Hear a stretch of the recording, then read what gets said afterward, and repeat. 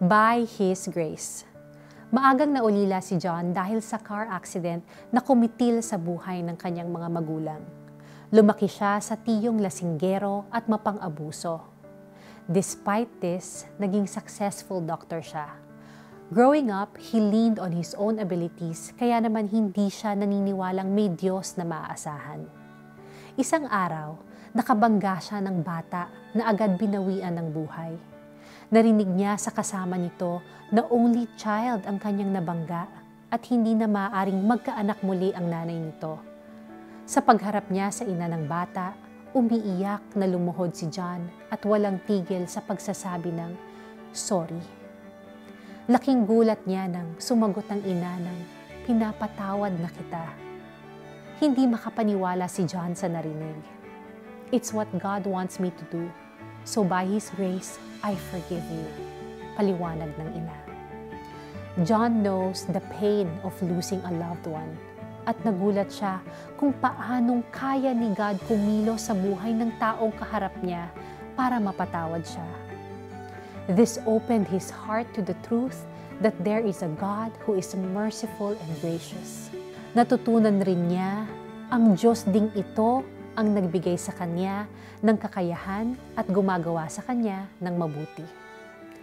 Maraming bagay na hindi natin aakalaing magagawa natin o mangyayari sa atin. Pero dahil sa biyaya ng Diyos, naging posible. Just like the mom in the story who was able to forgive John.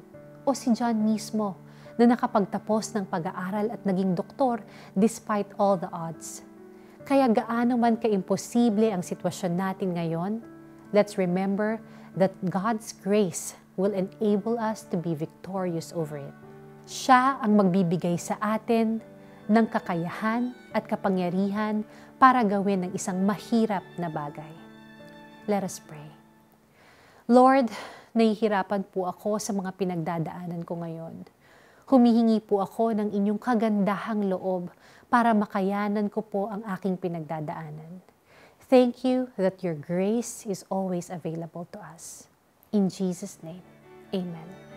How do we apply this? Ask God for His grace and mercy upon your situation and then declare, Lord, by your grace, I can, and then say what you believe God will do in and through you. Ngunit dahil sa kagandahang loob niya, ako'y naging isang apostol at hindi naman nawalan ng kabuluhan ang kaloob niyang ito sa akin. Katunayan, nagpagal ako ng higit kaysa sino man sa kanila. Subalit hindi ito dahil sa sarili kong kakayahan, kundi dahil sa kagandahang loob ng Diyos na nasa akin. 1 Corinthians 15 verse 10. This is Lara Kigaman Alcaraz and may God bless you today.